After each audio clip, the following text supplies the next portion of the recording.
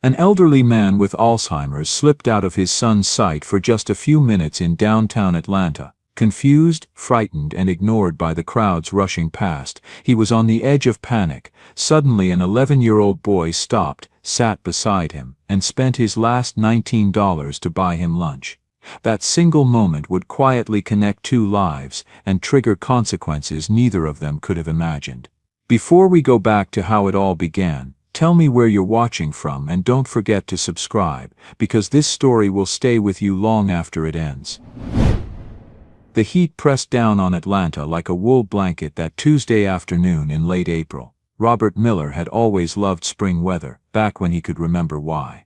At 76 years old, he sat on a bench outside a cafe on Peachtree Street, watching people rush past with their coffee cups and briefcases, and he felt something he couldn't quite name. Not fear exactly, but close to it. His son had been sitting right there beside him just a moment ago. Or maybe it was longer than a moment.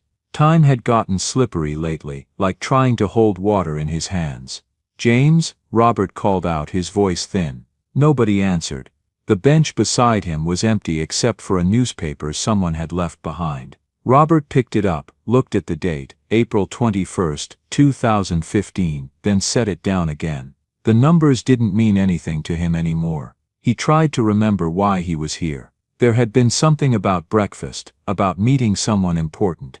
James had told him to sit still and wait, hadn't he? Or had James gone to get the car? Robert's mind circled the question like a dog chasing its tail, never quite catching it.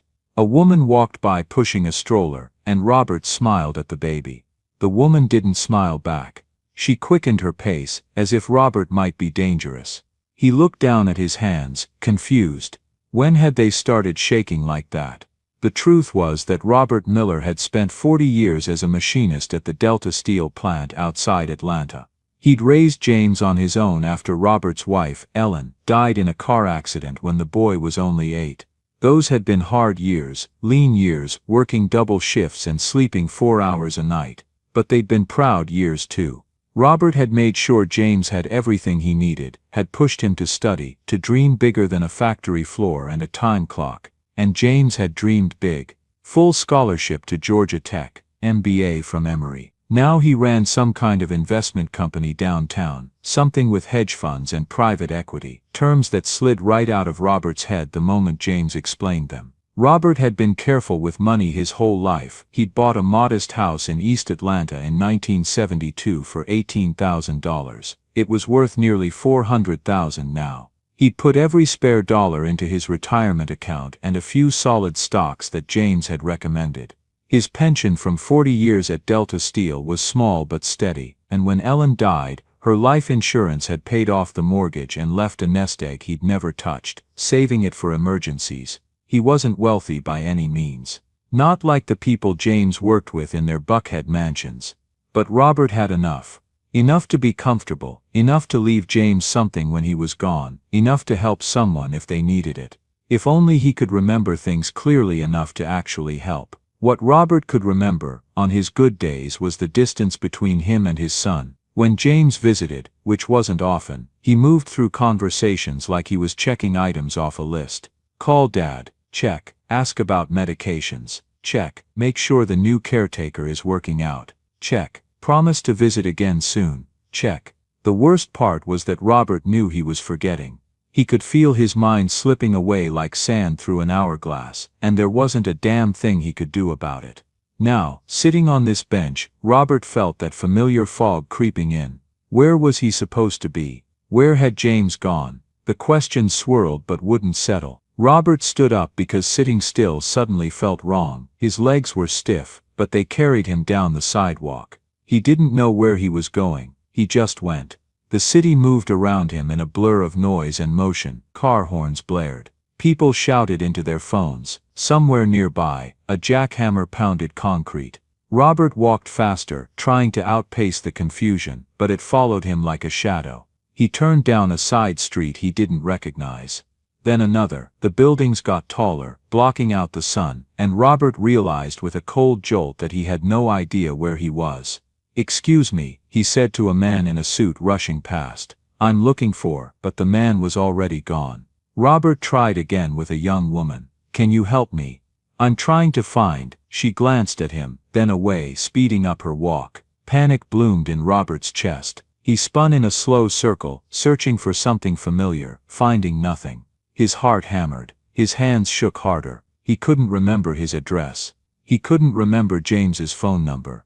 He couldn't remember anything except that he was lost, and no one would help him. Robert found another bench and collapsed onto it. His breath came in short gasps. He thought about standing up, about trying again, but his legs felt too heavy. That's when he noticed the boy watching him.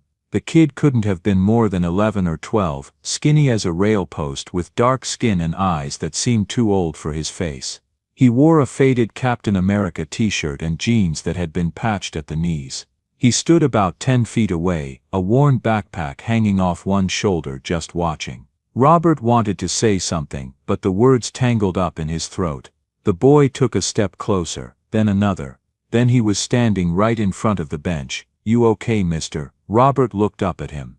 "I don't know where I am." The boy nodded slowly, like this made perfect sense. "You know your name, Robert." "Robert Miller." "That's good, Mr. Robert. That's real good. You know where you live?" Robert's mind groped for the answer and found nothing.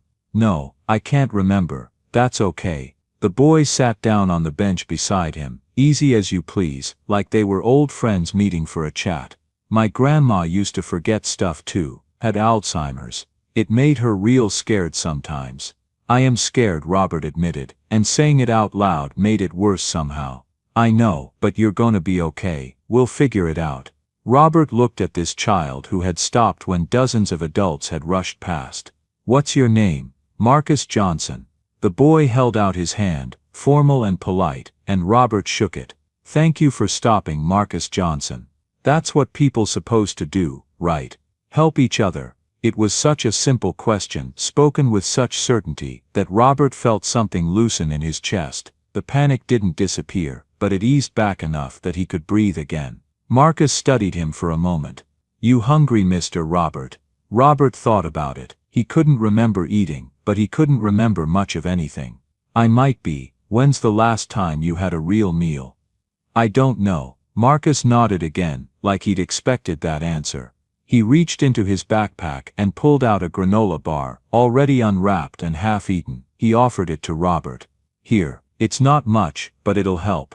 Robert took it with trembling fingers. The kindness of this gesture, from a child who clearly had so little, made his eyes sting with tears.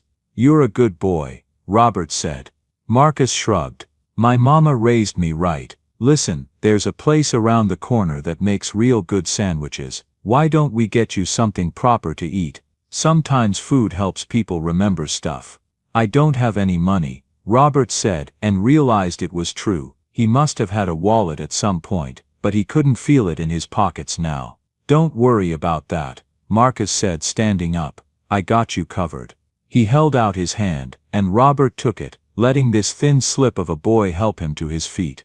As they walked down the sidewalk together, Robert Miller had no idea that this moment, this simple act of kindness from a stranger child, was going to change everything.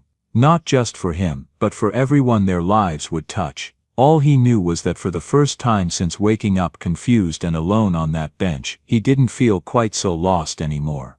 You're listening to an original story from the official Shiny Stories channel. Marcus led Robert down Peachtree Street, with the confidence of someone who knew every crack in the sidewalk. He kept his hand on Robert's elbow, gentle but steady, the way he used to guide his grandmother when her mind started slipping. "It's just up here, Mr. Robert. Patterson's Deli, best pastrami in Atlanta, my mama says." Robert let himself be guided. The fog in his mind hadn't lifted, but having someone to follow made it easier to put one foot in front of the other. They pushed through the glass door into Patterson's, and the smell of fresh bread and smoked meat hit Robert like a memory he couldn't quite place. The deli was small and crowded, with a line of people waiting at the counter, and every table full of lunchgoers hunched over their sandwiches.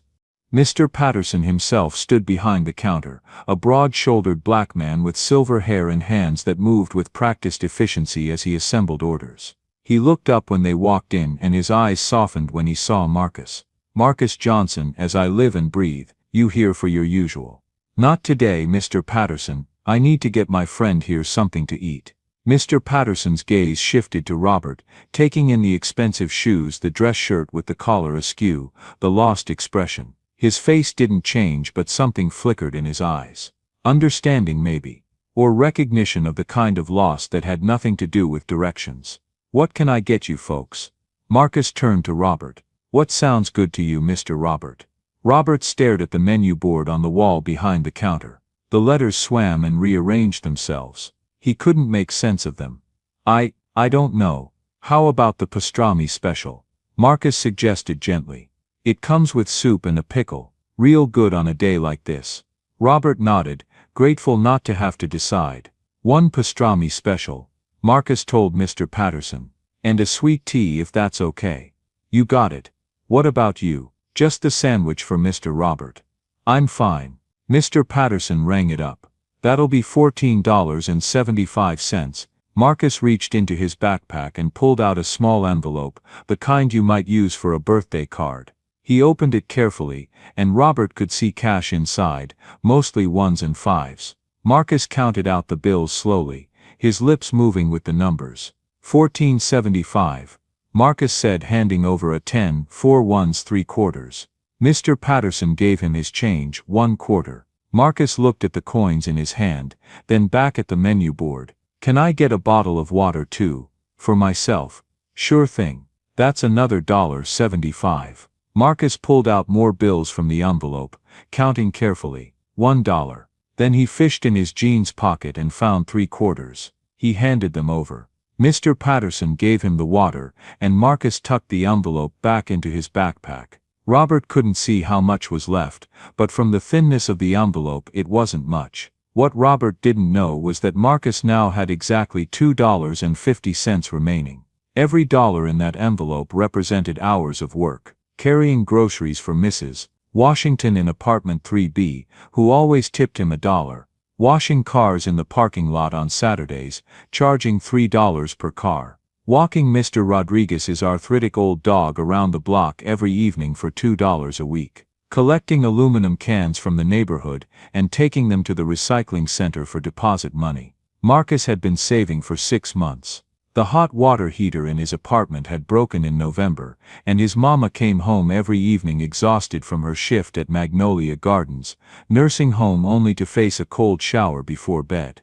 In the Georgia winter, those showers left her shivering. Marcus had a plan. He was going to save up $50, then ask Mr. Rodriguez if he knew anyone who could fix water heaters cheap. Maybe they could work out a payment plan. $19 had been his progress so far. Now he had $2.50, but looking at Robert's confused, grateful face, Marcus didn't regret it for a second. They sat at a small table by the window to wait for the order. Marcus sipped his water slowly, making it last. Robert's hands had stopped shaking quite so badly. Why are you doing this? Robert asked. Marcus looked surprised by the question. Doing what? Helping me. Spending your money on me. You don't know me. Don't have to know somebody to help them. You needed help. I could help. That's how it works, isn't it? Most people wouldn't stop. I know. Marcus said it matter-of-factly, without judgment. Most people real busy. They got their own problems. But my grandma used to say that being busy ain't an excuse for forgetting we're all human. She said if you can help and you don't, that's on you. You got to live with that. Your grandmother sounds like a wise woman. She was. Marcus smiled, but there was sadness in it. She died 2 years back. Had Alzheimer's like you got. Couldn't remember stuff. Got confused real easy. Sometimes she'd call me by my uncle's name, or think she was still a little girl living in Mississippi. I'm sorry. Me too, but she taught me a lot before she forgot who I was. Taught me that kindness don't cost nothing, even when you ain't got nothing. She said the smallest thing can make the biggest difference if you do it with a good heart. Mr. Patterson called their number, and Marcus jumped up to get the food. He brought back a tray loaded with a sandwich so tall, Robert wasn't sure how he was supposed to eat it. A steaming bowl of chicken soup, a pickle spear, and the sweet tea in a plastic cup beaded with condensation. There you go, Mr. Robert. Eat up. Robert picked up half the sandwich. It had been cut diagonally, and when he bit into it, the flavors exploded across his tongue. Tangy mustard, peppery pastrami, melted Swiss cheese, crisp lettuce. For a moment the fog lifted entirely, and he was just a man eating a really good sandwich. "This is excellent," he said around the mouthful. Marcus grinned. "Told you, Mr. Patterson don't mess around." They sat there together, Robert eating while Marcus watched the people pass by the window. The boy didn't seem to expect conversation. He was comfortable with silence in a way most people weren't. He pulled a worn paperback from his backpack, something about dragons and wizards, and flipped through it while Robert ate. "Tell me about your mother," Robert said after a while. Marcus's face lit up. "Mama's the best. She works at Magnolia Gardens, that nursing home over on Piedmont. Takes care of old folks who can't take care of themselves no more. She been doing it for like 7 years now. Started when I was 4. It's hard work and she comes home tired every single night, but she never complains. Says those people deserve dignity and kindness, same as anybody. She sounds like you." "Nah, I'm like her. She's the one taught me everything. Taught me to read before I even started school. Taught me to always say please and thank you. Taught me that how much money you got don't determine how good a person you are. Does she know you're out here spending your savings on strangers?" Marcus's smile faltered just slightly. "She'd understand. She might worry about the money, but she'd understand. Mama's always saying we can't let being poor make us poor in spirit. Says being poor is just about money, but being poor in spirit is about giving up on being good. And we ain't never giving up on being good." Robert felt something crack open inside his chest. Here was this child, this boy who should have been worried about video games and homework, and whether the girl he liked noticed him at school, talking about dignity and kindness like they were the most important things in the world. And maybe they were. "How old are you, Marcus?"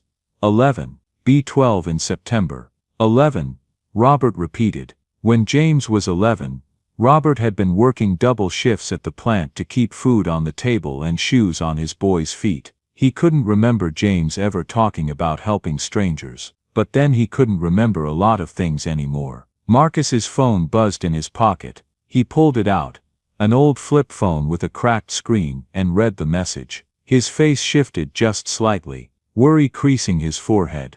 "That's Mama checking on me. I told her I was going to the library." He typed back quickly, his thumbs moving over the tiny keys. "You should go. You shouldn't keep your mother waiting. I can't just leave you here, Mr. Robert. You still don't remember where you live." Robert concentrated hard, trying to pull the information from the murky depths of his mind. A house. There was a house somewhere, with a porch, or maybe a garden. The image wouldn't come into focus.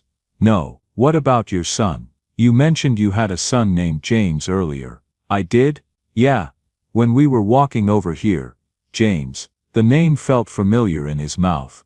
"I have a son named James. You know his phone number?" Robert tried. He really did, but numbers were the hardest things to hold on to these days. They slipped away the moment he reached for them. "I'm sorry," he said. And he was. Sorry for being useless. Sorry for being broken. Sorry for taking up this boy's time and money and compassion. "Hey, don't be sorry. It's not your fault." Marcus thought for a moment, chewing his bottom lip. "Listen, I gotta make sure you're okay before I go. Why don't we try to find a police officer or something? They got ways of looking people up, finding their families." The mention of police made Robert's stomach tighten with anxiety, though he couldn't have said why. Something about uniforms and authority and being in trouble made him uneasy. "I don't want to be any trouble." "You're not trouble, Mr. Robert, but Mama would have my hide if she knew I left you sitting here alone and confused. She taught me better than that." Marcus stood up, gathering their trash. He was about to say something else when the door to the deli flew open with such force that it banged against the wall. A man strode in, his face flushed red and his eyes wild with panic and rage. He wore an expensive charcoal suit and carried himself with the authority of someone used to being obeyed. He scanned the room frantically, and when his gaze landed on Robert, relief and fury warred across his features. "Dad!" James Miller rushed toward their table. "Where the hell have you been? I've been searching everywhere. Do you have any idea?" He stopped mid-sentence,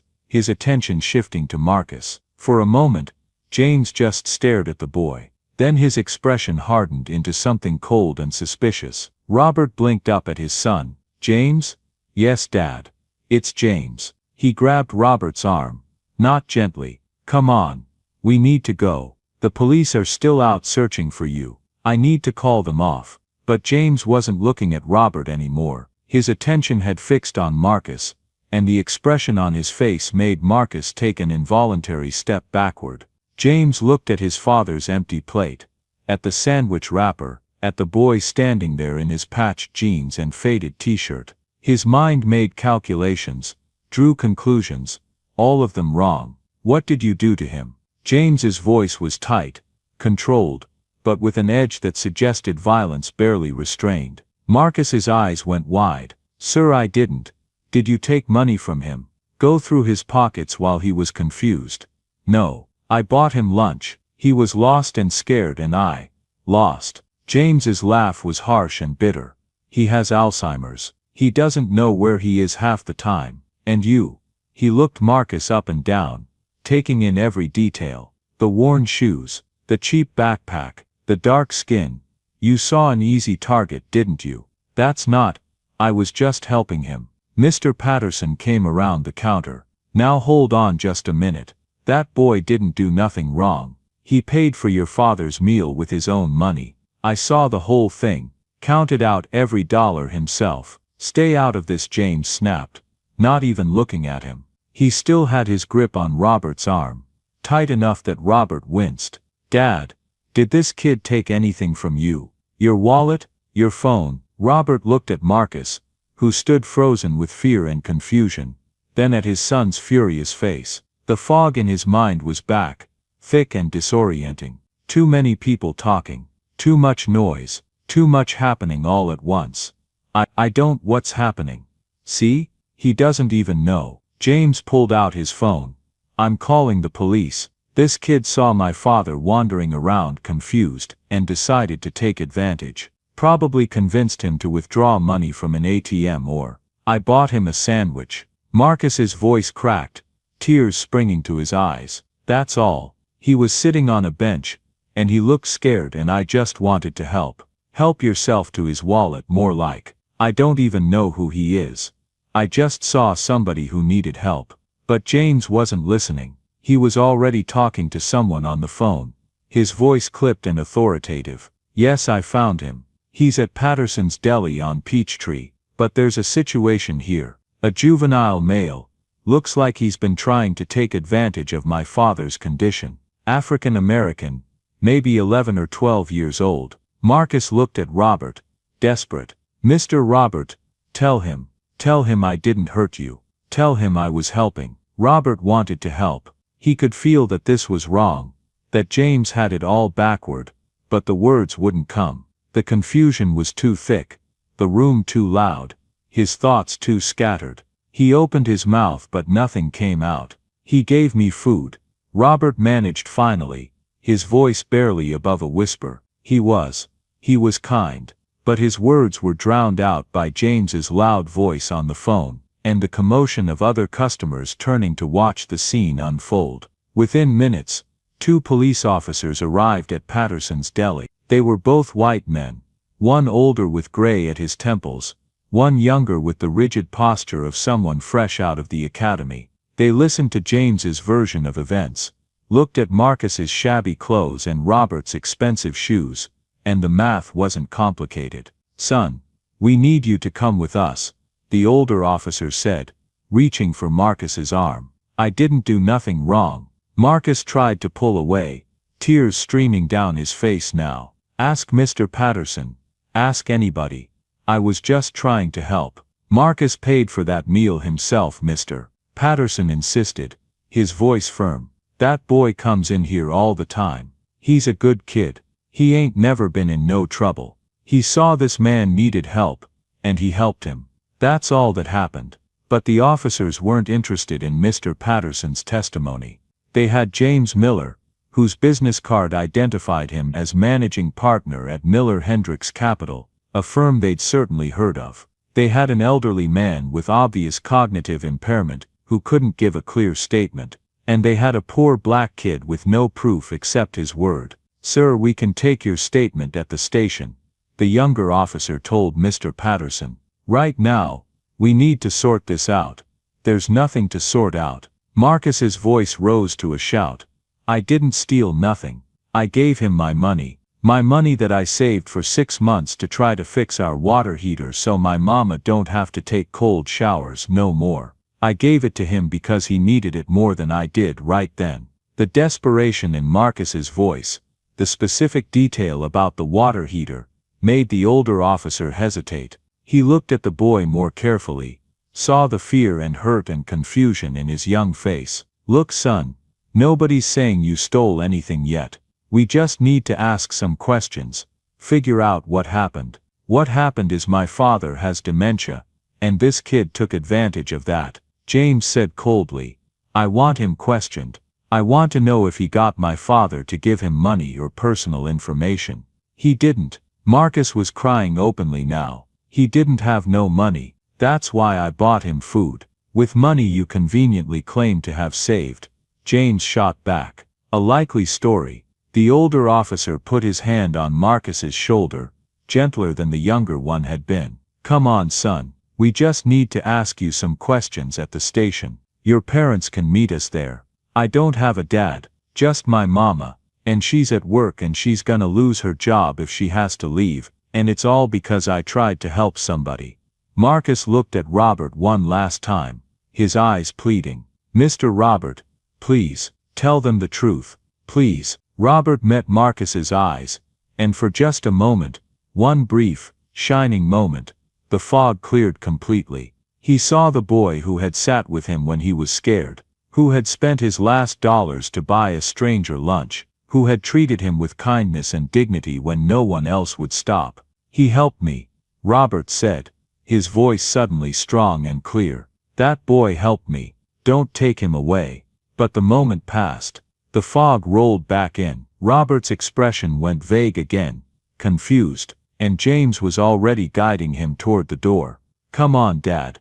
Let's get you home. We'll get the doctor to check you out." As the officers led Marcus toward the door, the boy looked back one more time. His face held a hurt that went deeper than fear, a betrayal that cut straight to the bone. Because Marcus had learned young that the world wasn't fair, but he'd kept believing that doing the right thing mattered. Now he was learning just how little that belief was worth. Mr. Patterson stood behind his counter, his hands clenched into fists, watching helplessly as they took Marcus away. A few customers murmured to each other, shaking their heads, but no one stepped forward to defend the boy. No one wanted to get involved. Robert watched from James's car, as the police cruiser pulled away with Marcus in the back seat. Somewhere in his broken mind, he knew something terrible had just happened, something wrong, something unfair. But he couldn't hold on to the thought. It slipped away like everything else, lost in the fog. And Marcus Johnson, 11 years old and guilty only of kindness, disappeared into the machinery of a justice system that had decided who he was before he'd even opened his mouth. This story is produced by the official channel, Shiny Stories. The police station smelled like industrial cleaner and bad coffee. Marcus sat in a hard plastic chair in a room with no windows, his hands clasped tight in his lap to keep them from shaking. He'd been here for over 2 hours. They'd taken his backpack, his phone, even the envelope with his $2.50 in it. An officer sat across from him, a white man with a thick mustache and tired eyes. He'd introduced himself as Detective Harris, and he'd been asking the same questions over and over in different ways, like he was waiting for Marcus to slip up and confess to something he didn't do. "So you just decided to buy a complete stranger lunch out of the kindness of your heart?" Detective Harris's tone made it clear what he thought of that story. "Yes, sir.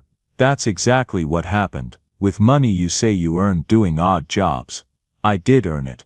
Ask anybody in my building. Mrs. Washington in 3B. I help her carry groceries every week and she gives me $1. Mr. Rodriguez in 2B. I walk his dog every evening for $2 a week. I wash cars in the parking lot on Saturdays for $3 each. I collect cans for the deposit. I likely story. Detective Harris leaned back in his chair. Let me tell you what I think happened, Marcus. I think you saw an old man who was obviously confused, obviously well off based on his clothes, and you saw an opportunity. Maybe you told him you'd help him find his way home if he gave you some cash. Maybe you said you needed bus fare or no. Marcus's voice cracked. It wasn't like that. He didn't have no money on him. That's why I had to pay. I spent $16.50 of my own money to buy him lunch. $16.50. That's very specific. Because that's what it cost. $14.75 for his food and $1.75 for my water. You can ask Mr. Patterson. He rang it up. He saw everything. Watch your tone, son. Marcus forced himself to breathe, to stay calm the way his mama had taught him. Getting angry would only make things worse. It always did. When you're a young black kid, and the police are involved, you stay calm, you say yes sir and no sir, and you pray they believe you. I'm sorry sir, but I'm telling you the truth. Mr. Robert was sitting on a bench looking scared and confused. I stopped because my grandma had Alzheimer's, and I recognized what was happening. I bought him lunch with my own money because he was hungry. That's all. I swear on my grandma's grave that's all. Detective Harris studied him for a long moment. Despite himself, despite the pressure from above to handle this carefully, because James Miller was an important man, there was something in Marcus's eyes that made him pause, a steadiness, an honesty that was hard to fake. Where's your father, Marcus? Don't have one. Never did. Just me and Mama. And where is she? At work. She's a home health aide. Works at Magnolia Gardens nursing home. The detective wrote something down. Someone's gone to bring her in. Marcus's heart sank. His mama would have to leave work in the middle of her shift, which meant losing hours, which meant less money at the end of the week. Money they desperately needed. The rent was due in 5 days. The electric bill was overdue. And now the little bit he'd saved was gone, spent on helping a stranger, all because he'd tried to do the right thing. Another 90 minutes crawled by. Marcus was given a cup of water, and told to wait. He'd asked 4 times to call his mother, but they said she was already on her way. So he sat and waited and tried not to cry, because crying was what little kids did, and he was almost 12, practically grown. The door finally opened and his mama rushed in like a hurricane. Janelle Johnson looked like she'd aged 10 years in the past 3 hours. She still wore her work scrubs with someone else's name tag clipped to her chest, because she'd been covering for a coworker. Her hair was pulled back in a hasty ponytail, and her eyes were red-rimmed but fierce. Baby, are you okay? Did they hurt you? I'm fine, Mama. I'm sorry. I'm so sorry you had to leave work. She wrapped him in her arms, and that's when Marcus finally let himself cry. Mrs. Johnson, Detective Harris stood. We need to ask you some questions about your son. Janelle pulled back, her arm still around Marcus's shoulders. When she looked at the detective, her voice was steel wrapped in ice. My son is 11 years old. He's never been in any kind of trouble, never even had a detention at school. What exactly is he being accused of? Attempting to exploit a vulnerable adult. There's also a question of possible theft, though we haven't confirmed that yet. Exploiting. Janelle's laugh was harsh and bitter. My son helped an old man who was lost and confused. He bought him food with money he earned himself. And for that you drag him here like some kind of criminal. Ma'am, the gentleman's son filed a complaint. We have to investigate. The gentleman's son jumped to conclusions. Because my boy is black and poor, and that automatically makes him suspicious, doesn't it? That's what this is really about. Now Mrs. Johnson, don't now Mrs. Johnson me. She stood up, her full 5'4" frame radiating fury. I know exactly how this works. I've lived it my whole life. My son saw someone who needed help, and he helped them. That's how I raised him. And you're punishing him for it. We're just trying to get to the bottom of what happened. Then talk to the man my son helped. Where's Robert Miller? Why haven't you asked him what really happened? He has Alzheimer's disease, ma'am. He can't give a reliable statement. His memory is severely compromised. Then talk to the man who owns the deli. Marcus said he was right there the whole time. We have Mr. Patterson's statement on record. And what did he say? Detective Harris hesitated, just for a moment. He corroborated your son's version of events. Then why? Janelle's voice broke. She closed her eyes, took a breath, and when she spoke again her voice was quieter but no less intense. Then why is my baby still here? Because James Miller is a respected member of the business community, and he's very concerned about his father's welfare. He believes your son may have taken advantage of his father's confusion to obtain money or personal information. James Miller. Janelle repeated the name slowly. Let me guess. White man. Expensive suit. Used words like concerned and vulnerable while he was really just scared a black kid might have gotten his hands on some of daddy's money. The detective's silence was answer enough. I want my son released. Now. Unless you're charging him with something. We're leaving. Mrs. Johnson. I understand you're upset. But upset. Janelle's voice rose. My son did something kind. Something good. Something I taught him to do. And he got arrested for it. I had to leave work, which means I just lost 4 hours of pay we can't afford to lose. Because some rich white man couldn't imagine that a black child might actually help someone without wanting something in return. So yes, detective, I am upset. I am furious. And if you try to keep my son here one more minute without charging him with something, I'm calling every news station in Atlanta and telling them exactly how the APD treats children who try to help people. They stared at each other across the small room. Marcus watched his mama stand up to authority in a way he'd never seen before, and he felt a fierce pride mixed with his shame at causing this mess. Finally, Detective Harris nodded. He's free to go, but Mr. Miller may still pursue this civilly, and we may need to speak with Marcus again if more information comes to light. You have our address. You know where to find us. Janelle gathered Marcus's belongings, checked to make sure his $2.50 were still in the envelope, and led her son out of the police station with her head high and her hand firm on his shoulder. They didn't speak until they were on the bus heading home. The afternoon sun slanted through the windows, and Atlanta rolled past them, gleaming towers downtown, giving way to strip malls and fast food restaurants as they headed toward their neighborhood. Then Janelle pulled Marcus close and whispered, "You did the right thing, baby. Don't you ever doubt that. You did exactly what I raised you to do. But mama, you had to leave work and we need the money, and I spent almost all my savings and hush." She kissed the top of his head. "The money doesn't matter. What matters is that my son has a good heart. And nobody gets to punish him for that." But as the bus rattled through the streets of Atlanta, Marcus stared out the window and wondered if having a good heart was worth it. Because right now it felt like all his kindness had bought him was trouble. He reached into his backpack and found the envelope with his remaining money. $2.50, 6 months of work, of carrying groceries and walking dogs and washing cars and collecting cans. 6 months of saving, and this is what he had left to show for it. His mama's hand found his and squeezed tight. "We'll figure it out, baby.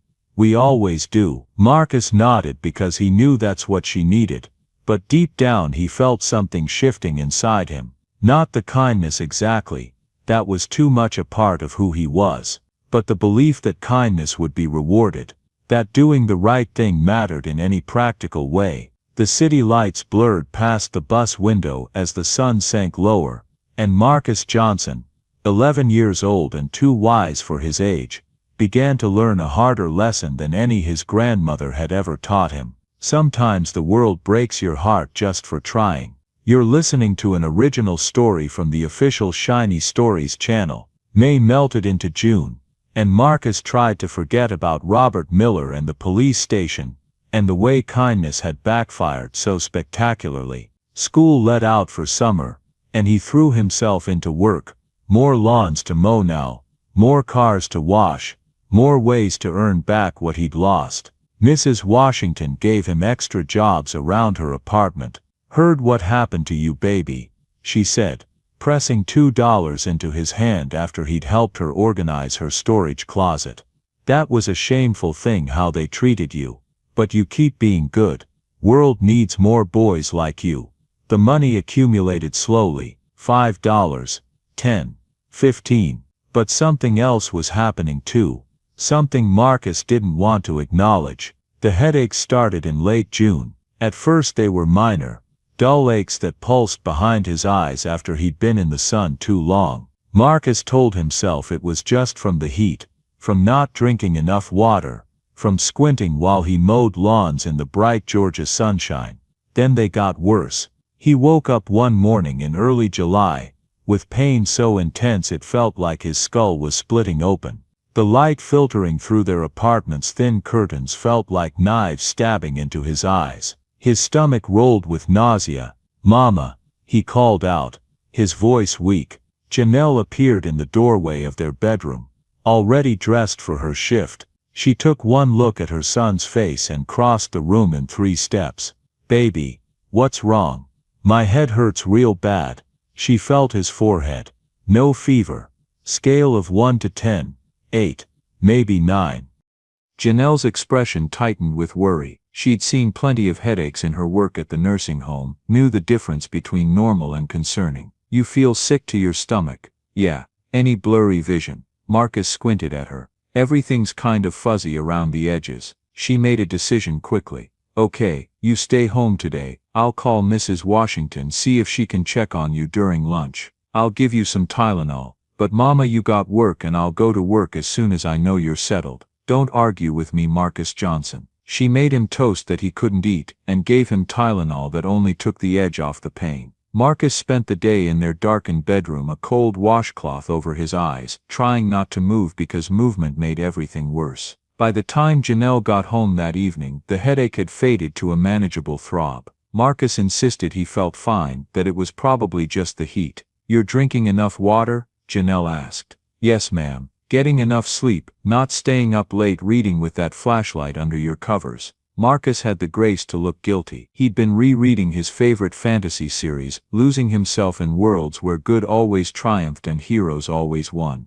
"Maybe I'll go to bed earlier." "See that you do." But the headaches kept coming. Once a week at first, then twice, then 3 times. Marcus learned to function through them, to smile when his mama asked how he felt, to insist he was fine when Mrs. Washington noticed him wincing. He didn't want to worry Janelle more than she was already worried. Their landlord had raised the rent $30 starting in August. The car Janelle drove to work was making a grinding noise that probably meant expensive repairs. The hot water heater was still broken. They didn't have money for doctor visits and tests. So Marcus kept quiet and hoped the headaches would go away on their own. Then the tiredness came. It started small, nothing he couldn't explain away. He'd fall asleep over the book he was reading. He'd choose to sit in the shade during basketball instead of playing. He'd come home from a day of odd jobs and collapse on the couch, sleeping until Janelle shook him awake for dinner. Growing boy needs his rest, she told herself, even as worry gnawed at her gut. By August, Marcus had lost weight. Not much, maybe 5 pounds. But on his already thin frame it showed. His jeans hung loose on his hips. His t-shirts looked baggy. Janelle noticed but told herself it was a growth spurt, that he was shooting up and hadn't filled out yet. September came and Marcus started 7th grade. He'd been looking forward to it all summer. New classes, new teachers, getting to take a woodshop elective. But by the 2nd week of school, climbing the stairs to his 3rd-floor classes left him winded and dizzy. His English teacher, Miss Rodriguez, pulled him aside after class one day. "Marcus, are you feeling all right? You seem tired." "I'm fine, Miss Rodriguez, just adjusting to the new schedule." But he wasn't fine, and he knew it. Food had started tasting wrong, metallic and strange. He'd developed a persistent cough that wouldn't go away, and the bruises had appeared. He first noticed them in October. Small purple shadows on his shins that Marcus assumed came from bumping into desks at school. But then they showed up on his arms,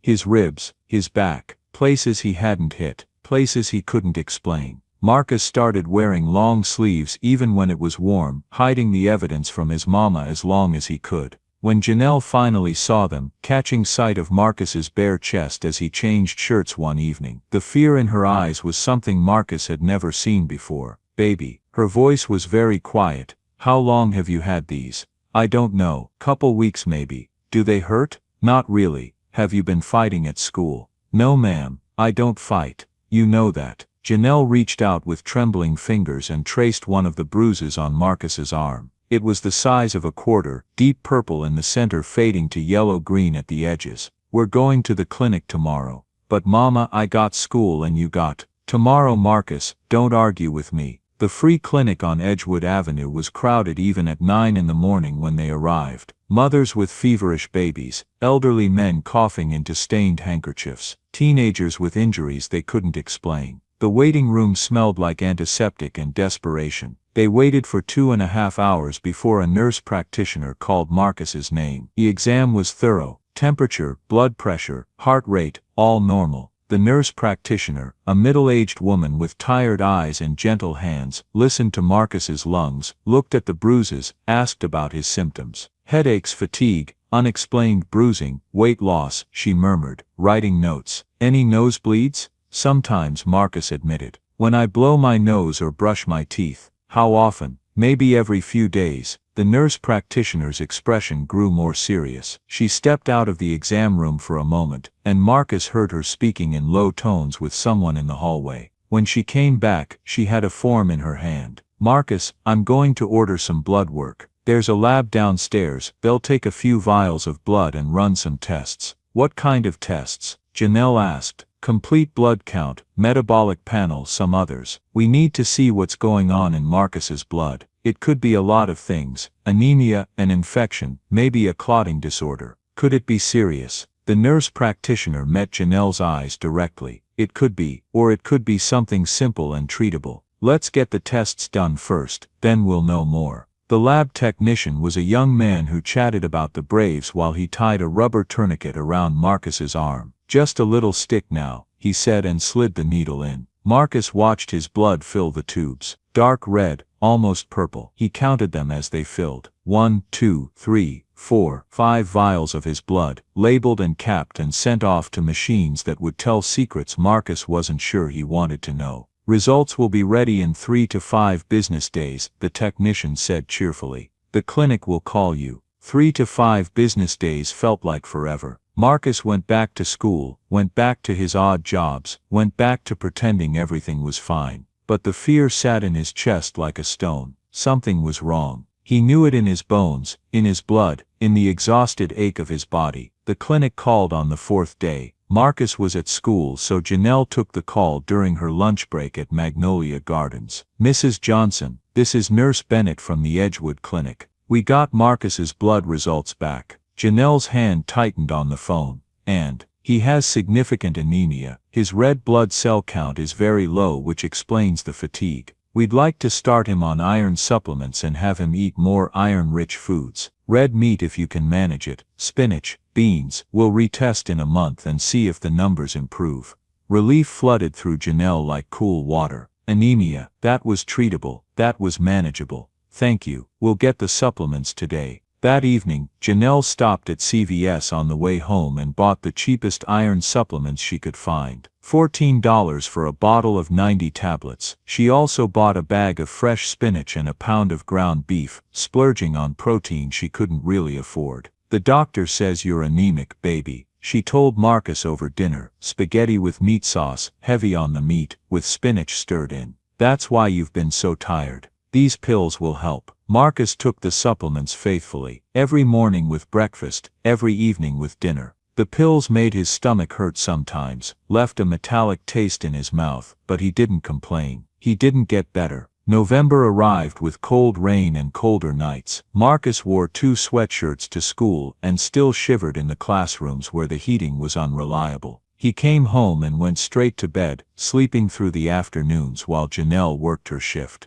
The bruises multiplied, the headaches intensified, and now there was a new symptom, a feeling in his bones like they were aching from the inside out. Growing pains, he told himself, just growing pains. But a part of him, the part that had watched his grandmother slowly die, the part that understood instinctively when something was deeply wrong, knew better. Something was happening to his body, something bad, something that iron supplements and spinach couldn't fix. He just didn't know how bad it was yet. None of them did. Original audio by Shiny Stories. The phone call came on a rainy Monday morning in early December, 2 months after Marcus had started taking the iron supplements. Janelle was at work, helping Mr. Witherspoon with his breakfast, when her phone buzzed. She almost didn't answer. Personal calls during shifts were discouraged, but something made her check the screen. Edgewood Clinic. Her heart dropped. "Excuse me, Mr. Witherspoon, I need to take this." She stepped into the hallway. "Hello, Mrs. Johnson, this is Nurse Bennett. I need you to bring Marcus to Grady Memorial Hospital as soon as possible."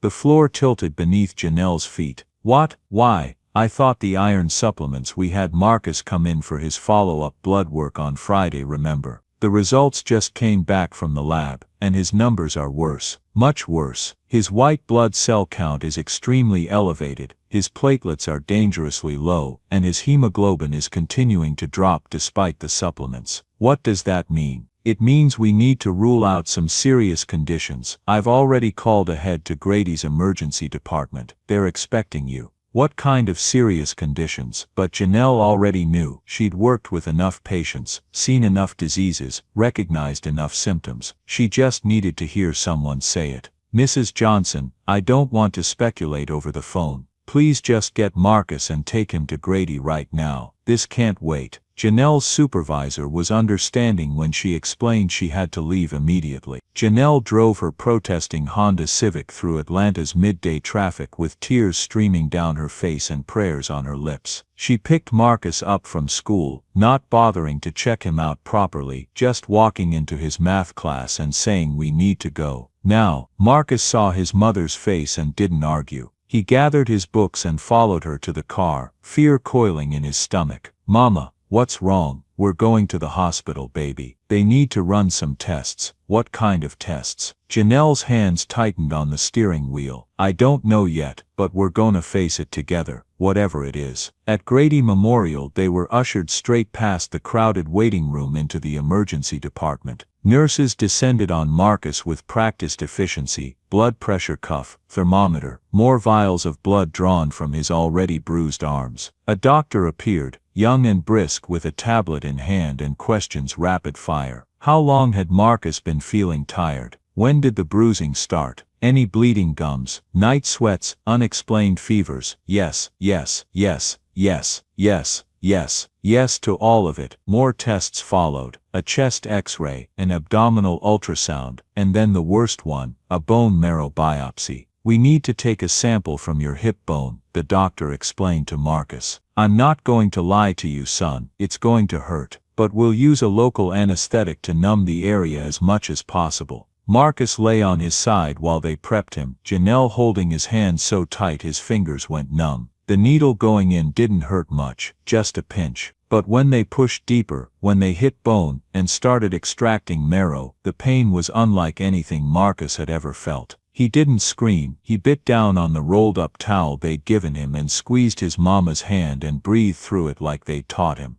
But tears leaked from the corners of his eyes, and his whole body shook. "All done," the doctor said finally. "You did great, Marcus. Really brave." They moved him to a bed in a curtained-off section of the ER to wait for results. Janelle climbed into the narrow bed beside him, wrapping her arms around her son, who was 12 years old, as of 2 months ago, her baby who was scared, and hurting, and trying so hard to be strong. "Whatever it is, we're gonna fight it," she whispered into his hair. "You hear me? We're gonna fight it together." Marcus nodded against her shoulder but didn't speak. He was too afraid of what words might come out if he opened his mouth. Hours passed. Nurses came and went. An orderly brought them sandwiches from the cafeteria that neither of them could eat. The December sun sank below the horizon, and the ER hummed with the controlled chaos of a big city hospital on a Monday night. Finally, just after 8 p.m., a doctor came through the curtain. She was young for a doctor, maybe in her early 30s, with dark hair pulled back in a ponytail, and warm brown eyes that had seen too much suffering.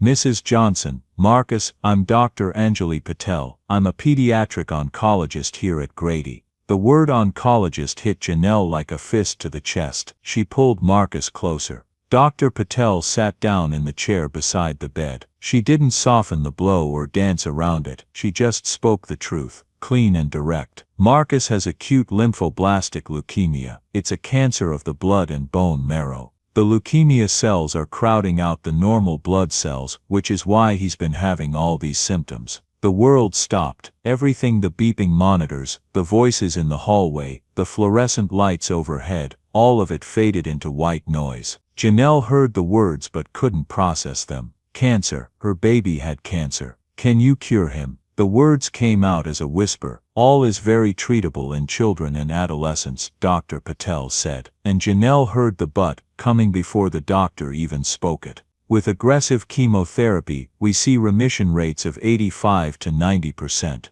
The challenge is that Marcus's cancer is quite advanced. Based on his blood work and bone marrow results, I'd classify this as high-risk OL. What does that mean? It means we need to start treatment immediately and aggressively. A multi-drug chemotherapy regimen, probably 18 to 24 months of treatment total. If the cancer responds well, we may also need to discuss a bone marrow transplant. And if we do all that, he'll be okay. Dr. Patel's pause said everything. High-risk OL is more challenging to treat than standard risk, but kids are resilient. We have every reason to hope for a good outcome. Hope, such a fragile, inadequate word for what Janelle needed. How much? Marcus asked suddenly, his voice small. How much does it cost? Dr. Patel looked at him with something like sorrow. The treatment we're discussing would run somewhere between $200,000 and $300,000 over the course of therapy. That's for chemotherapy, supportive care, hospital stays, medications, everything. The number was so large it didn't feel real. Janelle made $38,000 a year before taxes as a home health aide. She had maybe $900 in savings and $12,000 in credit card debt from the time her car broke down last year. $200,000 to $300,000. It might as well have been $200 million. I don't have insurance that covers that, Janelle said, her voice breaking.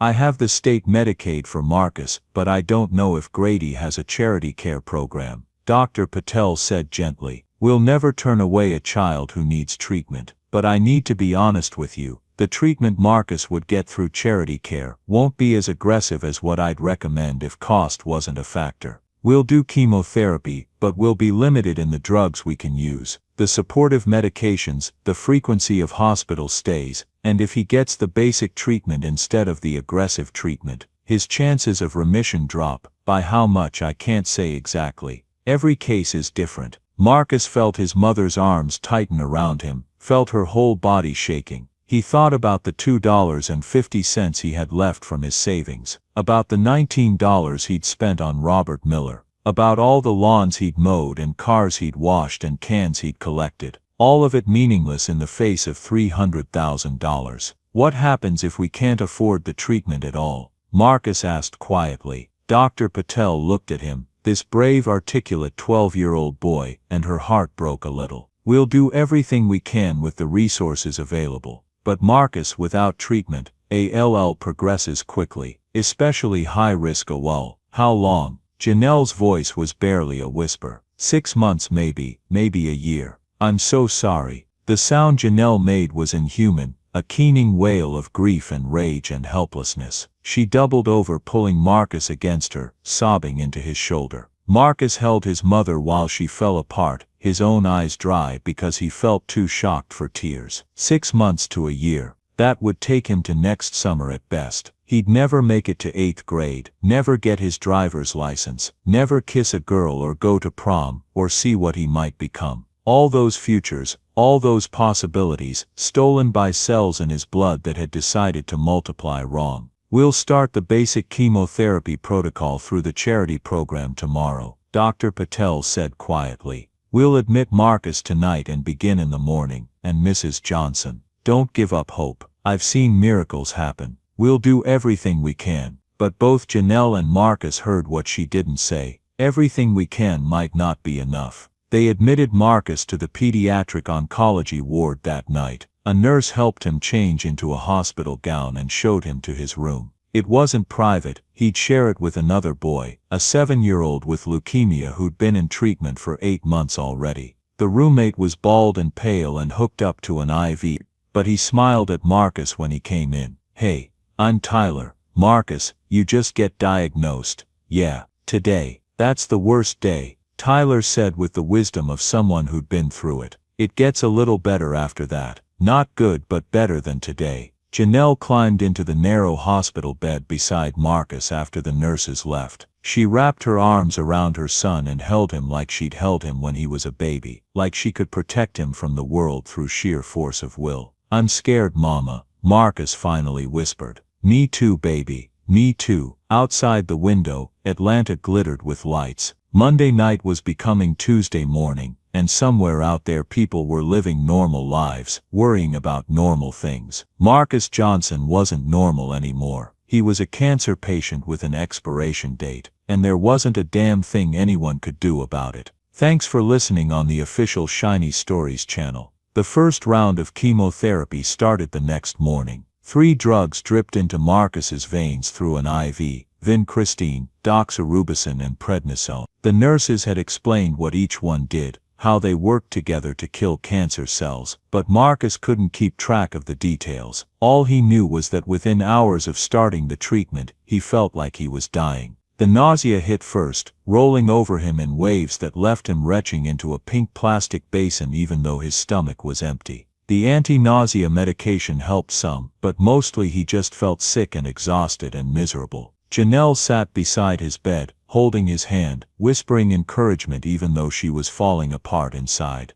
Her phone rang on the second day, a number she didn't recognize. "Mrs. Johnson, this is Dorothy Williams. We spoke a few months back about Marcus and Mr. Robert Miller." Janelle's first instinct was to hang up. She didn't need anything from the Miller family right now. They'd caused enough trouble. "What do you want?" "I heard that Marcus is in the hospital. I work at Grady sometimes, volunteer work, and I saw his name on the patient list for the pediatric oncology ward. I wanted to reach out, see if there's anything I can do to help." "We don't need your help, please, Mrs. Johnson. I know what happened with Mr. James was terrible, but Mr. Robert never stopped asking about Marcus, never stopped feeling terrible about what happened that day. He would want me to help if I could." Something in Dorothy's voice, genuine compassion, real concern, made Janelle pause. "How is Mr. Robert?" "Not well. The Alzheimer's is progressing. He has more bad days than good now, but on his good days he still asks about the boy from the deli. He still remembers Marcus's kindness."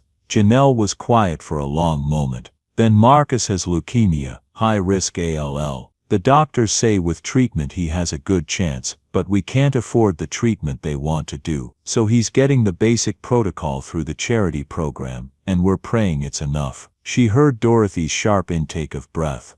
"Oh, that poor child. That sweet, kind child. Yeah, well, life ain't fair, is it?" "No, it's not. But sometimes people can help make it a little more fair." "Mrs. Johnson, would it be all right if I visited Marcus? I'd like to see him, and I think Mr. Robert would too. It might be good for both of them." Janelle looked at her son, who was sleeping fitfully in the hospital bed, his skin gray, and his lips dry. What did she have to lose? "I'll ask Marcus when he wakes up. If he wants to see you, you can come." When Marcus heard about the potential visit, his first reaction was fear. He remembered the police station, the accusations, the humiliation. But he also remembered Robert's confused kindness, the way the old man had tried to defend him even through the fog in his mind. "Is Mr. Robert mad at me?" Marcus asked. "Baby, why would he be mad at you?" "Because I caused all that trouble. Because I got him worried and confused." And Marcus Johnson, you listen to me. You helped that man when nobody else would.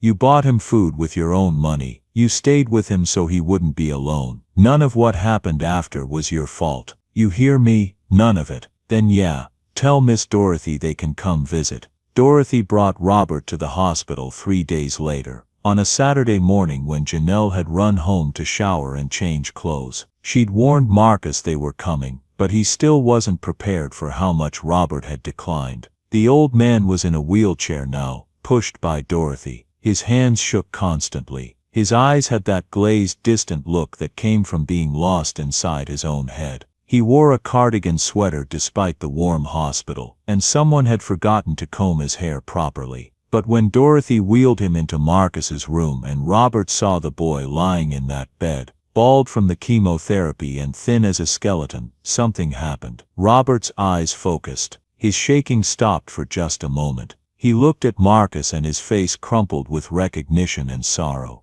"The boy," he whispered. "Oh, the boy." Marcus tried to smile, but it came out wobbly. "Hey, Mr. Robert, thanks for coming to see me. You're sick." It wasn't a question. "Yes, sir. I got leukemia. I'm sorry." Robert reached out with a trembling hand and Marcus took it. The old man's grip was weak but sincere. "I'm so sorry you're sick. It's not your fault, Mr. Robert." "Did I help you?" Robert asked suddenly, confusion clouding his features again. "I wanted to help you. Did I?" Marcus looked at Dorothy, who shook her head slightly. Robert didn't remember changing his will, didn't remember the fight with James. Most days he didn't even remember James. "You helped me, Mr. Robert. You were kind to me when I needed it. That's the most important thing." Robert smiled, and for just a moment, the fog lifted completely. His eyes were clear and present and filled with warmth. "You were kind to me first, when I was lost. You bought me lunch.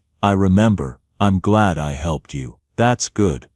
The clarity faded. Robert's eyes went distant again, and he looked around the room in confusion. "Where are we?" "At the hospital, Mr. Miller," Dorothy said gently. "We came to visit Marcus. Remember Marcus?" The name seemed to anchor him. "Yes, the kind boy." They sat together for 20 minutes, Robert drifting in and out of lucidity, Marcus weak but grateful for the company. Dorothy told Marcus about Robert's life, about his years working at the Delta Steel plant, about raising James alone after Ellen died. "He was a good man," Dorothy said. "Still is underneath the disease. He worked hard his whole life, saved every penny, made sure his son had opportunities he never did. Mr. Robert never had much, but what he had, he earned honest." "Is James still mad at me?" Marcus asked quietly. Dorothy's expression tightened. "Mr. James is complicated. He's protective of his father. Sometimes that protection comes out in ugly ways. He's not a bad man, Marcus. He's just scared and tired, and he's been watching his father disappear for 3 years now. That changes a person."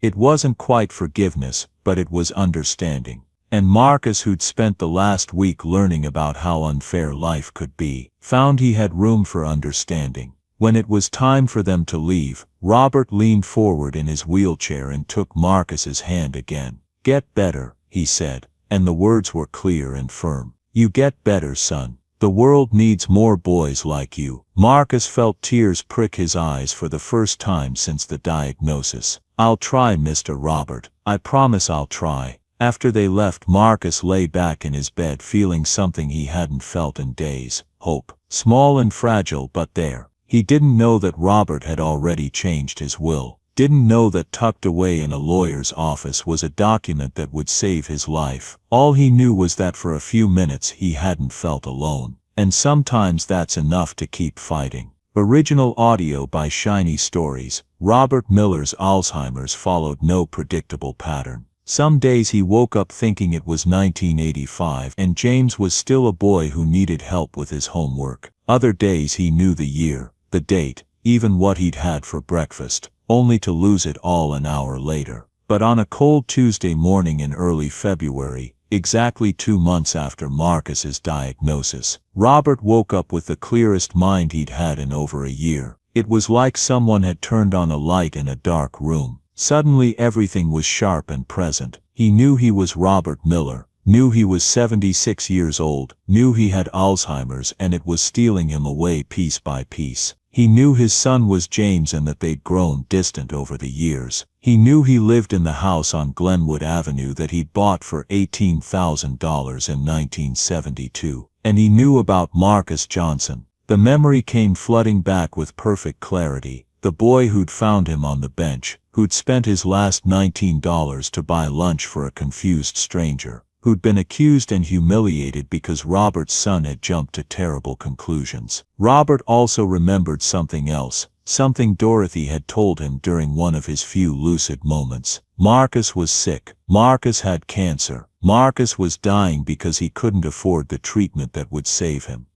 Robert got out of bed, moving with more purpose than he had in months. His hands still shook, but his mind was clear. He had to act now, before the fog came back. Before this gift of clarity slipped away. James had already left for work. It was past 9 a.m., late for Robert to be sleeping. The new caretaker, a efficient woman named Barbara who followed James's instructions to the letter, was downstairs in the kitchen. Robert went to his study and closed the door. He sat at his desk, the same desk where he'd paid bills and balanced checkbooks and taught James multiplication tables decades ago. He pulled out his leather portfolio where he kept important documents. There was his will, last updated 5 years ago, everything to James. Simple and straightforward. There was the power of attorney document, signed 3 years ago when the Alzheimer's diagnosis came, giving James control over Robert's finances and medical decisions if Robert became incompetent. Robert stared at that document for a long moment.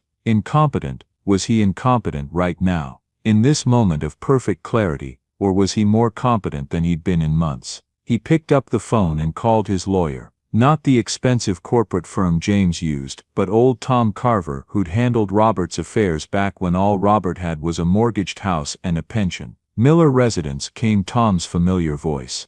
Tom, it's Robert. A pause. Robert, is that really you? You sound clear. I am clear. For now. I don't know how long it'll last. Tom, I need to change my will. Today, this morning if possible. Robert, does James know you're calling me? No, and he can't. Not yet. Not until it's done. Robert, he has power of attorney. If you're deemed incompetent, I know what he has. I'm the one who gave it to him. Robert's voice was firm, steady. But I'm not asking about power of attorney. I'm asking about my will. Can I change my will, or can't I? You can, as long as you have testamentary capacity. You need to understand what you're doing and the consequences of your decisions. I understand perfectly. A boy helped me when I was lost. That boy is dying because he can't afford medical treatment. I have money, not a fortune but enough. I want to use it to help him. Tom, will you help me do that or not? Tom was quiet for a long moment. Robert could practically hear him weighing legal considerations against 30 years of friendship. I'll be there in an hour. But Robert, if you're serious about this, we need to do it right. We need witnesses. We need a competency evaluation. We need everything bulletproof. James will fight this.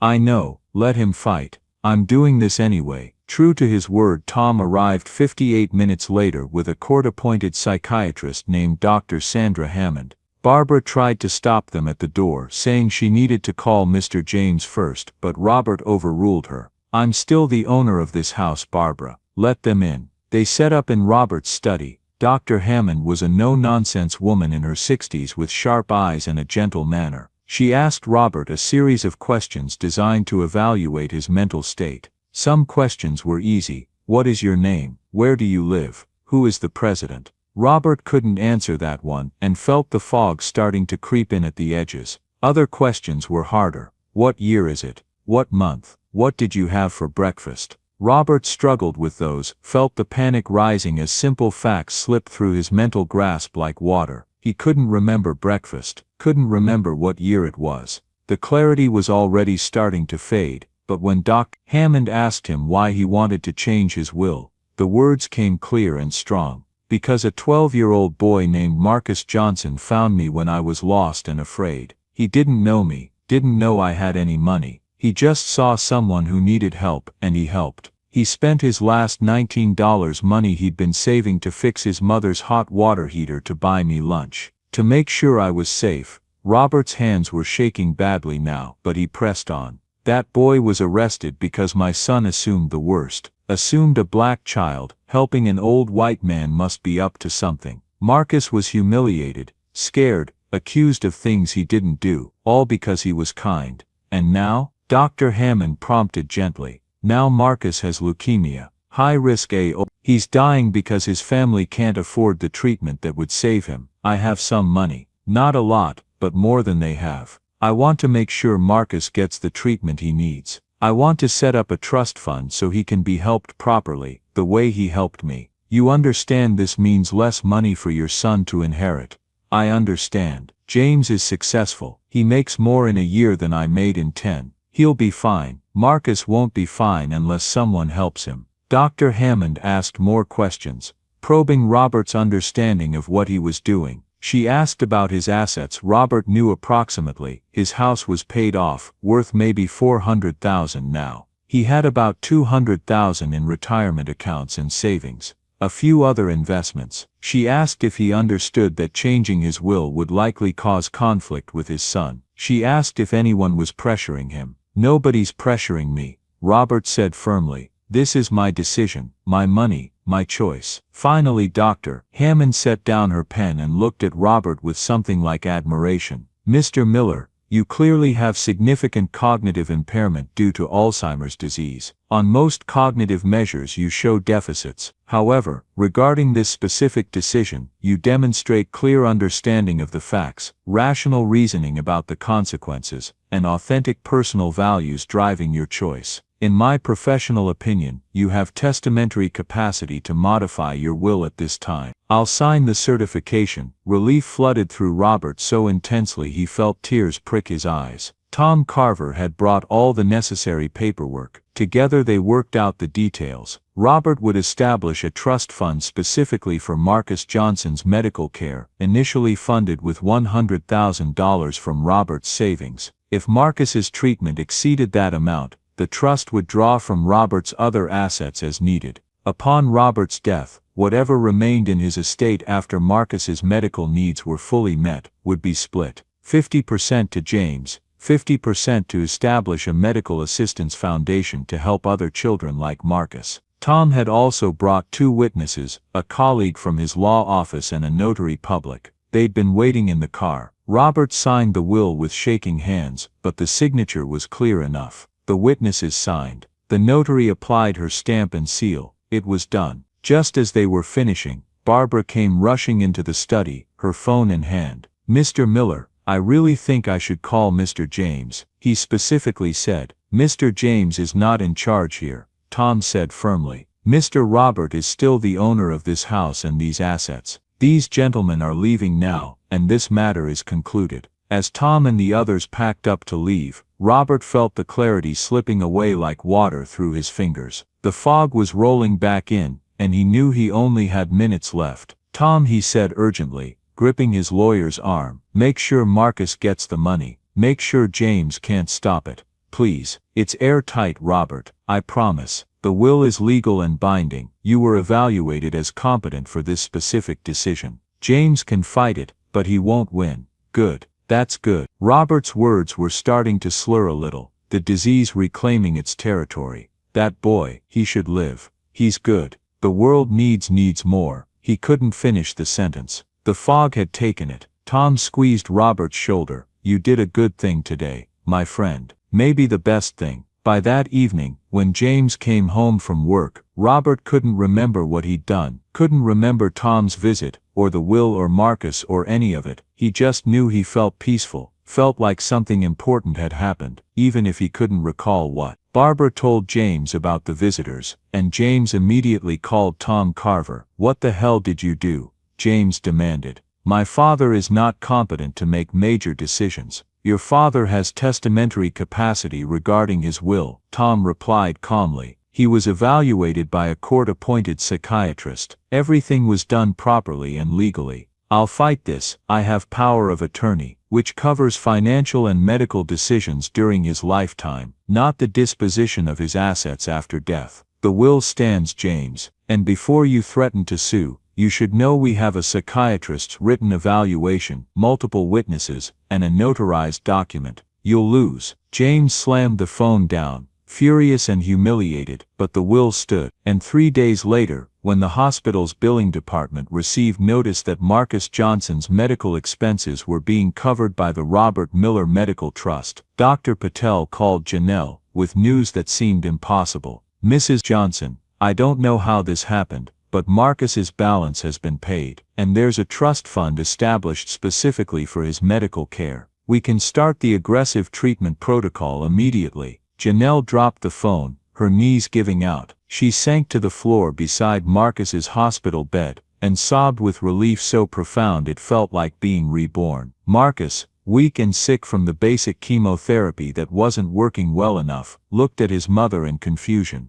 "Mama, what's wrong?" "Nothing's wrong, baby. Everything's right. Everything's finally right." She told him about the trust fund, about Robert changing his will, about how Marcus would get the treatment he needed now. Marcus listened, tears rolling down his thin cheeks, and thought about kindness, about how he'd given $19 to a lost old man, about how that old man had found a way to give him something infinitely more precious in return, a chance at life. "I need to thank him," Marcus whispered. "I need to tell Mr. Robert, thank you." But Robert Miller's Alzheimer's had him firmly in its grip now. The clarity that had allowed him to change his will was gone, unlikely to return. He spent his days confused and agitated, asking for his wife who'd been dead for years, wondering why James looked so angry all the time. On his good days, the rare moments when the fog lifted just a little, he would ask Dorothy a question: "Did I help the boy? The boy from the deli?" And Dorothy would smile through her tears and tell him yes. "You helped him, Mr. Robert. You saved his life." Robert would smile then, content, before the fog rolled back in and took the memory away again. But somewhere in what remained of his mind, Robert Miller knew he'd done something that mattered, and for a man slowly losing everything, that knowledge was enough. You're listening to an original story from the official Shiny Stories channel. The aggressive chemotherapy protocol started immediately. Instead of the 3-drug regimen Marcus had been receiving through the charity program, Dr. Patel prescribed a 6-drug combination specifically designed for high-risk ALL. Along with vincristine and doxorubicin, Marcus now received asparaginase, cyclophosphamide, cytarabine, and methotrexate. The drugs were delivered in cycles, timed precisely to hit the cancer cells during different phases of their growth. The side effects were catastrophic. Marcus lost what little hair he had left within a week. His mouth filled with painful sores that made eating torture. He developed neuropathy in his hands and feet, a tingling burning sensation that never quite went away. His immune system crashed, leaving him vulnerable to every passing infection. But the cancer started to die. "His white blood cell count is dropping," Dr. Patel told Janelle after 2 weeks of the new protocol. "The leukemia cells are responding to treatment. This is exactly what we want to see."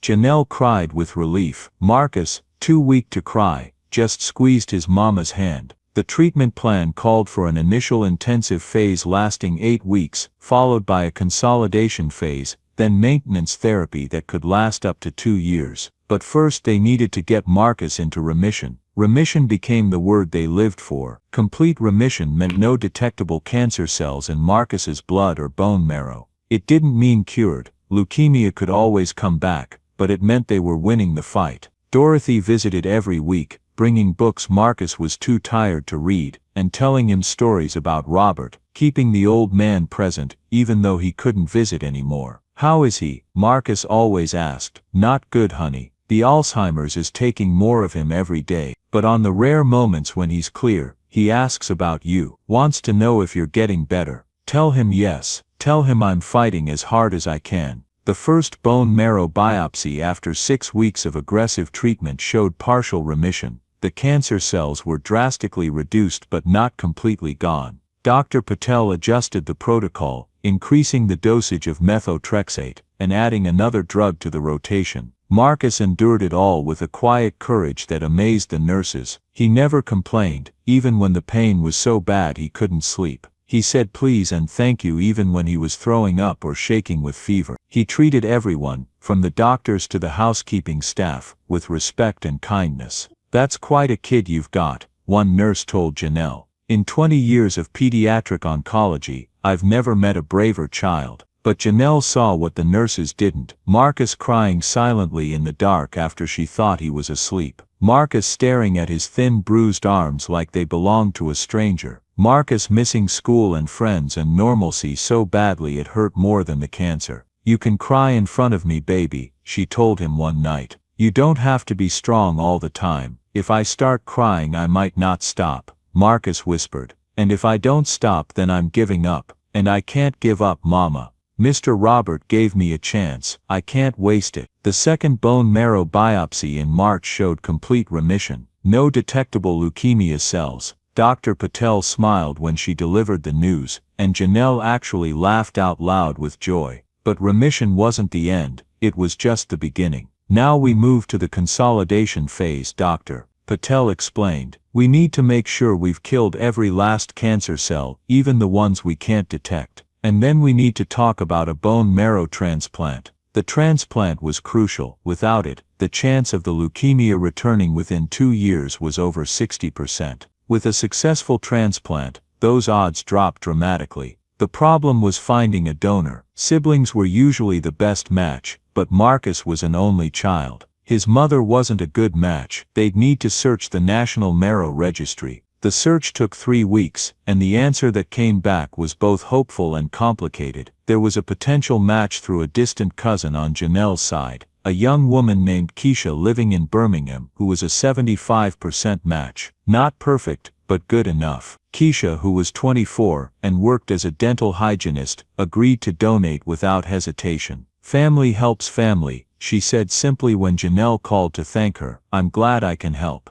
The transplant was scheduled for late May, giving Marcus time to build up his strength and for the doctors to harvest and prepare Keisha's bone marrow. Meanwhile, Robert Miller's health was failing. The Alzheimer's had progressed to late stage. Robert could no longer feed himself, could barely speak, didn't recognize his own son most days. Dorothy had moved back in to care for him full time, and James had finally stopped fighting the will. There were bigger concerns now. One evening in early April, Dorothy called Janelle. I don't think Mr. Robert has much time left. Maybe days, maybe a couple weeks. I know Marcus is weak, but if there's any way he could come say goodbye. Marcus was between treatment cycles, his immune system temporarily stronger. Dr. Patel gave permission for a brief visit, as long as Marcus wore a mask and kept the visit short. Dorothy picked them up at the hospital and drove them to the house on Glenwood Avenue. James was there, sitting with his father, and when he saw Marcus and Janelle, his expression was complicated, guilt and grief, and something that might have been gratitude all mixed together. Thank you for coming,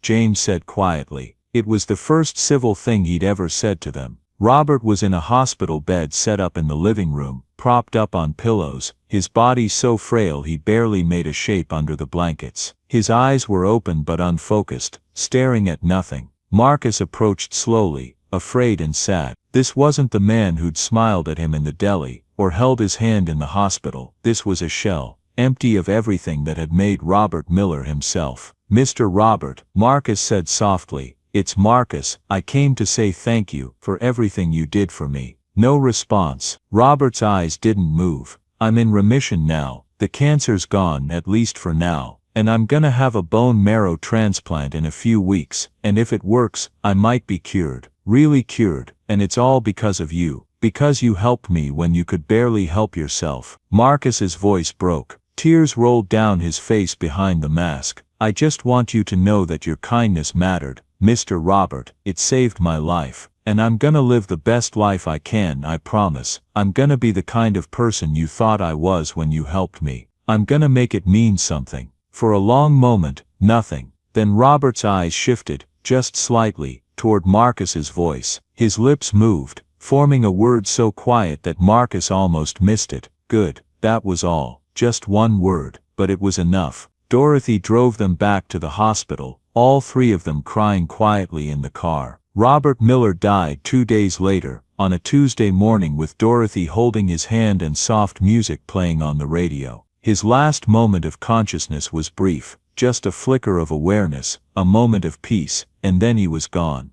The funeral was small. James and a few colleagues from his father's years at the plant, Tom Carver, Dorothy, and Janelle and Marcus, who came against Dr. Patel's advice because Marcus insisted. He saved my life, Marcus said. I'm going to his funeral even if I have to go in a wheelchair hooked up to an IV. He didn't need the wheelchair, though he was weak and wearing a mask. He stood beside his mother while a minister who'd never met Robert said generic words about faith and eternal rest. And then Marcus stood up, unbidden, and walked to the front. James looked like he might object, but Dorothy put a hand on his arm. Marcus pulled down his mask for just a moment to speak clearly. I didn't know Mr. Robert very long, just a few times over these past months, but I knew his heart. I knew he was kind and good and brave. He helped me when he could barely remember his own name. He fought through the fog in his mind to make sure I'd live. That's what real love looks like. Not just loving the people who are easy to love, but loving strangers. Helping people you don't even know because it's the right thing to do. Marcus's voice was steady despite the tears.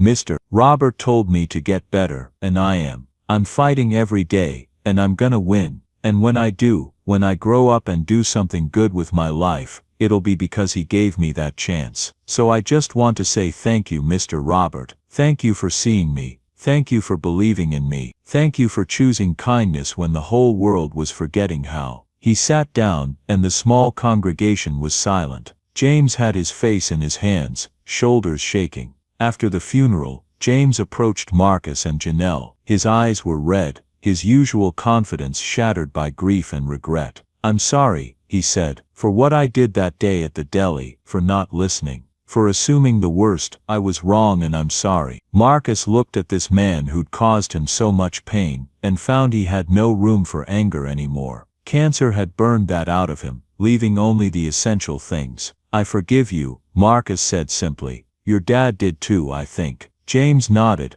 unable to speak, and walked away. The bone marrow transplant happened 3 weeks later. Keisha's marrow was harvested in Birmingham, and rushed to Atlanta, where Marcus waited in a sterile isolation room, his immune system destroyed by massive doses of radiation and chemotherapy to make room for the new cells. The transplant itself was anticlimactic, just an IV bag of dark red liquid dripping into his veins. But those cells carried the potential for a cure, and Marcus watched every drop with desperate hope. The days after were brutal. Marcus spiked fevers that made him delirious. He couldn't eat, couldn't sleep, could barely think through the fog of pain and medication. His mouth and throat were covered in sores. His skin broke out in a rash that burned like fire. But slowly, impossibly, the new bone marrow engrafted. His counts started to rise. The fevers subsided. The pain became manageable. The transplant took, Dr. Patel said, and Janelle sobbed with relief. He's doing remarkably well. If he continues like this, Mrs. Johnson, I think your son is going to make it. Marcus came home in July, 3 months shy of his 13th birthday. He was bald and thin and weak, but he was alive. He was cancer-free, and the odds were good that he'd stay that way.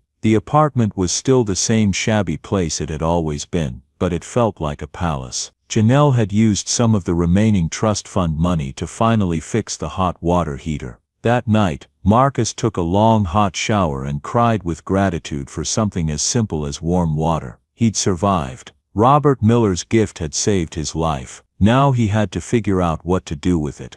This story is produced by the official channel, Shiny Stories. 5 years later, Marcus Johnson stood in the lobby of the Robert Miller Pediatric Cancer Center at Grady Memorial Hospital, looking up at the portrait on the wall. It showed Robert Miller in his prime, standing outside the Delta Steel plant in work clothes, smiling with his arm around a young James. They both squinted into the sun, frozen in a moment of simple happiness. Marcus was 18 now, tall, broad-shouldered, wearing a volunteer badge. Every Saturday, he came to the pediatric oncology ward to sit with children who were fighting the same battle he once had. Did you know him? A small voice asked. Marcus looked down at Destiny, a 7-year-old girl with a shaved head and a hospital robe. She had been diagnosed with all 3 months earlier. Yeah, Marcus said softly. I knew him. He saved my life. He told her how, when he was 12, his family couldn't afford the treatment he needed, and how a man who barely knew him had used his own money to give him a chance to live, simply because Marcus had once helped him when he was lost and afraid. Were you scared? Destiny asked. Every day, Marcus said. I didn't stop being scared. I just kept going anyway.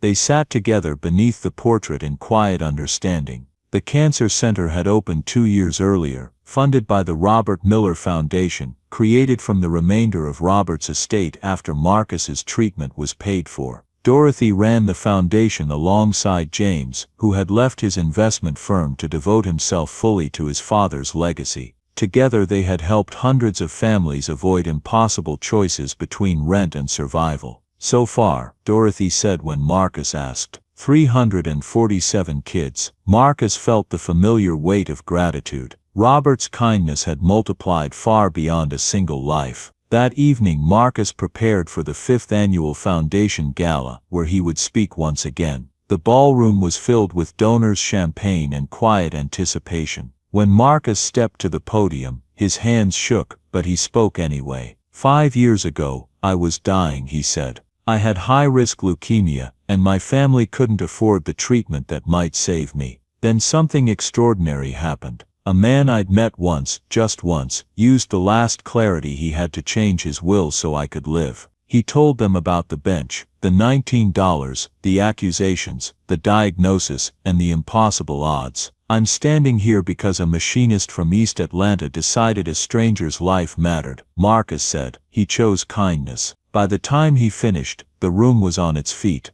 That night, the gala raised more than $800,000. Later James approached Marcus, his voice thick with emotion. I used to think my father chose you over me, he admitted. But he didn't. He chose to live his values. That's the inheritance he left me. Years passed. The foundation grew. By the time Marcus graduated from Georgia Tech and entered medical school, over 1,000 children had been helped. He became a pediatric oncologist, then specialized in bone marrow transplantation, carrying Robert's gift with him every step of the way. On the 10th anniversary of the foundation, Marcus, now Dr. Marcus Johnson, returned to the podium. He held up a worn envelope. This is where it started, he said. $19. One choice to help a stranger. Inside was an old deli receipt and a handwritten note from Mr. Patterson. The world needs more boys like you. That night, donations reached a new record. Afterward, Marcus stood once more beneath Robert's portrait.